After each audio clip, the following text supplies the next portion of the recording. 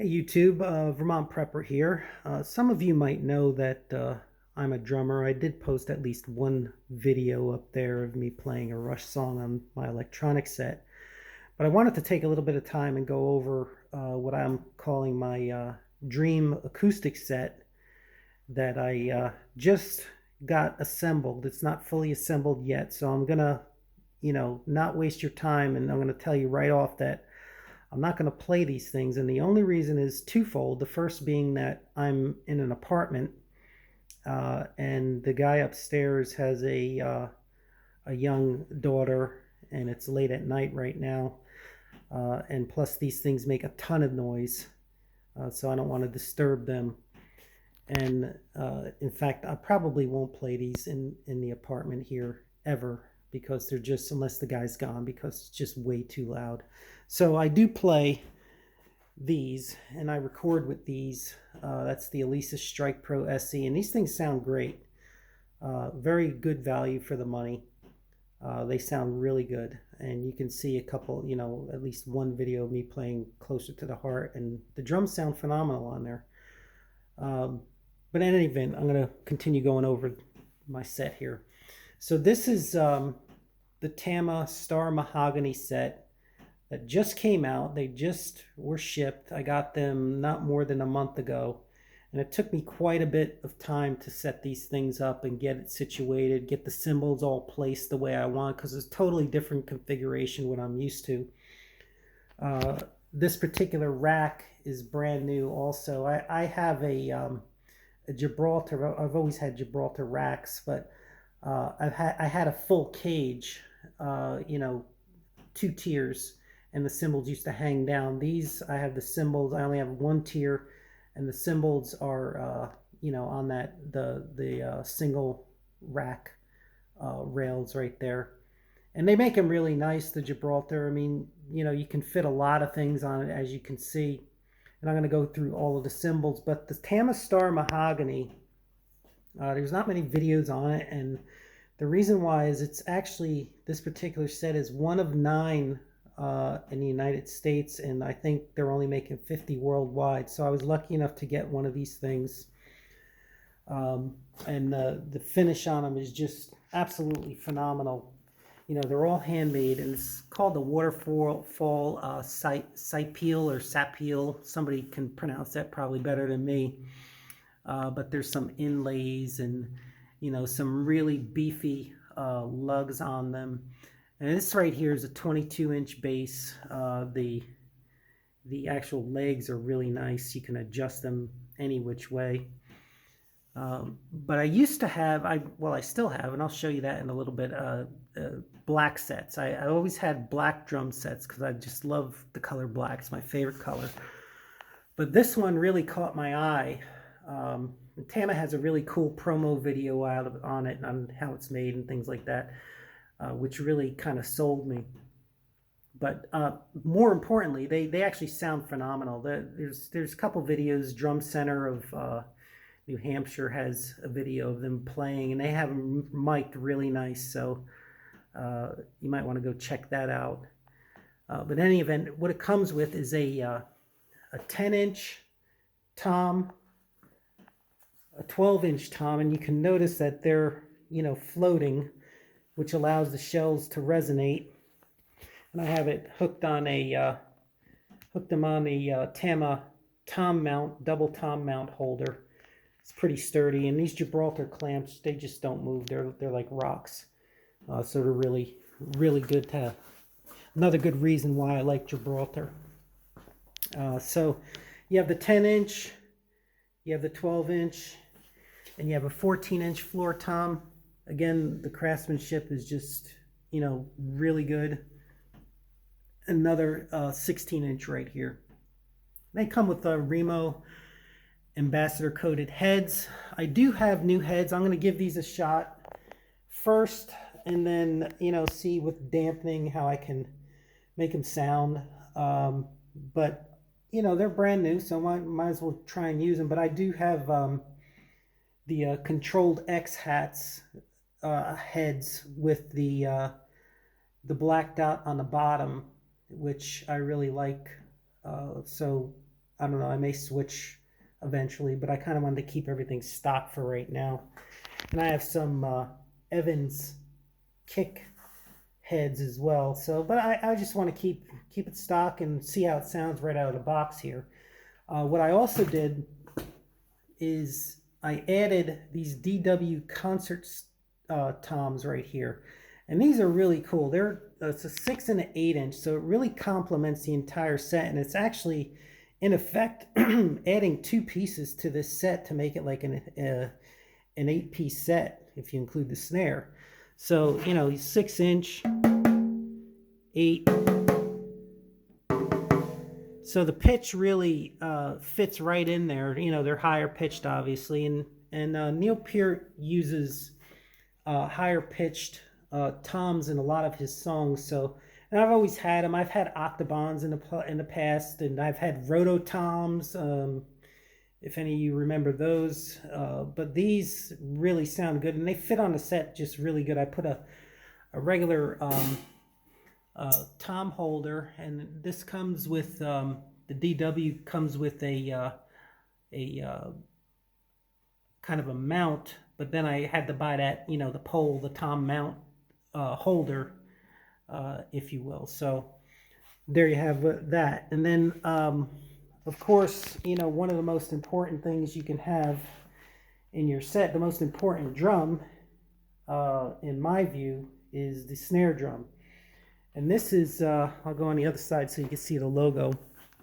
This is Oriolo, and this is called a Bellmaker 80. And this is custom made. You know, you can go to their site, and they're out of Serbia. And one of the guys, the guy that owns it, his first name is Vukan. He makes these, and these are cast bronze. You know, same kind of material that the famous Tama bell brass was made out of. And there's videos of this particular snare in comparison with a real bell brass, a Tama bell brass snare, which is, I think, if everybody probably would agree, is one of the best snares ever made in 1980. And really, to me, it was imperceptible in sound. You know, people probably differ and say, well, yeah, it's nothing like the Tama bell brass, right? But this is a quarter of the price. But it's really well made. It's 5 millimeters thick of the bell brass, which is actually bronze, right? And I had them put on some bronze hoops. You can get the regular die-cast hoops, or you can put on some bronze hoops. And it has a trick snare throw right here that you can see. So these things are really good. The guy there, Vukan, he makes it really easy for you to buy. Very good customer service, really cares about what he does, and there's videos on what his manufacturing process is. So I'm really pleased with this thing. You know, it's really deep. I like deep snares. This is basically an 8x4, 14x8. So I'm really pleased with this, and I'm a kind of a snare collector. So I'd say right now this is probably my favorite snare out of all of them. So that's why I have it set up. Of course, I have it set up on the DW heavy duty snare stand. The second reason I never went over why I'm not going to play is because my kick drum double bass pedal did not come in yet. So I got the Black Widow by Trick, the hi-hat and the matching kick pedals to you know, for the kick drum there, and really cool looking. I mean, you know, the red with the black, I really like that. And then, you know, I was able to get a rock and sock seat in, you know, to kind of match it. So really awesome. So I'm pleased with it. I mean, it's been so long since I ordered it. I ordered it back like in February 10th, the kick pedals. But supposedly, I called Guitar Center today, supposedly they're going to be shipped out in the middle of May. So let's cross our fingers with the, I guess they closed down with the virus just like everybody else. So let's start going over some of the cymbals. First one is a 24-inch Sabian HHX ride prototype, or legacy rather. And it's a heavy ride. 24-inch, nice bell. It's really a shame I can't play these. I know it's probably pissing some people off, but it is what it is. I can't mess with the guy upstairs. So Sabian prototype there. Then I have these hi-hat cymbals, and these are the Sabian Artisan Elite, and they're 16-inch. And you could hear the crack. I mean, it's dark. It's dark. Next thing I was going to go over is I have some splashes. That's the Istanbul Ayotte Xist XIST. And these are an 8-inch, 10-inch, and a 12-inch. Okay, then we have a Sabian ice bell right here, which is really cool. I like that sound. It's different than like a one of the Zildjian Z-bells. One thing that hasn't come in yet is the I grew up saying pasty, and it's really Peisty, right? So Peisty signature mega cup chime. It's a 13-inch. I haven't gotten that in yet. And then we have a Meinl Byzance. It's called a Brilliant Crash, right? 16-inch. Really cool looking too. I mean, you know, I like the rough. You know, it looks like it came right out of the oven, right? So and then it's mixed with sort of a brilliant finish here, so I like the way that really looks. 16-inch. And then I have an 18-inch Sabian Artisan 3-point crash, and I got this used. It's an 18-inch, and I actually saw and I forget the guy's name, the drummer from Korn, did a really cool demo on this, and I was sold once he played. He's a really good drummer. So I got that, and these were used too. I got them for probably maybe about 30% off the retail price, and they're absolutely brand new. You couldn't tell that they were played before. And same with this one. I got this one used as well from, I think, Memphis Drums. So next thing, the Zildjian 21-inch, and it's hammered China cymbal. Okay.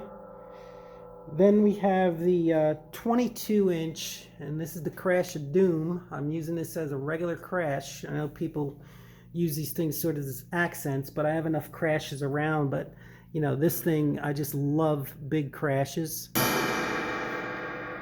That's going to sound really cool right there. They even make them in 20-inch, I believe. And we have the Istanbul Mehmet Hammer Flange crash, and this is like a really cool effect. I really like that one. And then this one right here, this is the Istanbul OM Ayotte, and this is a 20-inch crash right here. They sound really good too. And then lastly, I have a Meinl dark crash. This one is an 18-inch right here. And we have a Meinl. This is a, let's see what size this is. That's an 8-inch. It's a dark crash. right there. And it's actually, it cuts through a lot. This is like their, I guess their rock style crash, or splash rather. It really cuts through a lot of stuff. Let's see. Next thing, I'm going through my list here because I forget all the names of these things right here. Oh, this is the Sabian prototype lampshade. Looks like one of those Chinese hat that the old Chinese guys wear. And it's 13 inch. So we have the 8, the 10, the 12, and I'm sorry, this is a, what size is this thing here? 15 inch. That's a 15 inch. Yeah, it looked a lot bigger than 12 inches, right? So I haven't played it, like I said, so I don't really know. So 15 inch Sabian lampshade, and it's a special effect thing, but I use it, I'm going to use it sort of like as a splash. So you got the high pitch, lower, lower, lowest. So it goes, right? So those are all the cymbals. I'm using some little, what do you call them, tambourine things there. And then the rope bells right there. And then the last thing I got is a piccolo snare, and this is the pearl stainless free floating piccolo snare that I'll use on one particular song that I do by Vertical Horizon called Instamatic, and it was one of the songs that or one of the bands that Neil Peart actually played with outside of Rush, and this was back in 2012, so he was still playing with Rush, and he became friends with the singer, I guess, when he went on his motorcycle ride, and he ended up writing a book about it. He ended up liking another song of this band back in 2000. I forget what the name of it was, but I guess he contacted them, and they collaborated then, and then they collaborated again in 2012. And if you haven't seen the video Instamatic, I think it's some of his best drum work. I mean, it's a really uplifting song. It's actually a song about espionage and blackmail. So it's really cool. And it's actually my favorite song to play by Neil. So, and of course I don't do it the justice that he does, but I try hard. In any event, and I'll be putting a video on that. I'm actually going to try and recreate the video with my daughter. You know, the singer was actually cheering Neil on as he was playing. It was a really cool video, and you could tell he was like a big fan, and they, had a genuine friendship. So my daughter's going to be the cheerleader, so look for that soon. But in any event, again, once I apologize that I can't play, but it is what it is. Hopefully I went through enough of it so that you get an idea at least of my setup. It was more of a configuration video. And then the other thing that I wanted to go over are, the set that I'm going to play live with. This one will not leave the house, or maybe on special occasions, who knows. But the set that I'm going to be playing out with, and I'm going to be doing like a drum karaoke type of thing where I play along to drumless tracks wherever, parties, bars, whatever, just for fun. I'm not doing it to make money, believe me. But I play an Ayotte set, and this set I had, I'm the original owner of it. I had this set when I lived in Florida. And this set right here I bought from Sam Ash in the 90s. And this is 24 inch by 18 double bass. And then I have a 10, 12, 13, 14, 16. And then I have the snare that goes with it, right? It's a 6.5 by 14. And these are with the wood hoops. And, I don't know who, if you guys know, guys probably know Matt Cameron from Pearl Jam. He used to play these sets a while ago. But these things run for a ton of money on eBay now. And this set is particularly, it's almost mint condition. There's a few nicks here, but none that you can notice. But it's basically in mint condition. And I already bought a similar rack as you saw earlier, but for double bass. It's a Gibraltar, and I'm adding sides to it. So this particular set I'll be playing live with. And it's a spectacle when you look at it. I'm going to have basically the same configuration. I have the same number of cymbals with this set as I do with this set. And it's going to be in the same configuration, exactly how you see here, because I want to keep the same configuration so that when I go from set to set, that I don't feel like I'm learning it all over again. The only difference being the double bass. So I really planned these out. I spent a lot of time researching cymbal sounds. And, it's hard to do it on video because, in living in Vermont, they don't have these cymbals in stock at the local guitar center. The local guitar center here is not particularly great.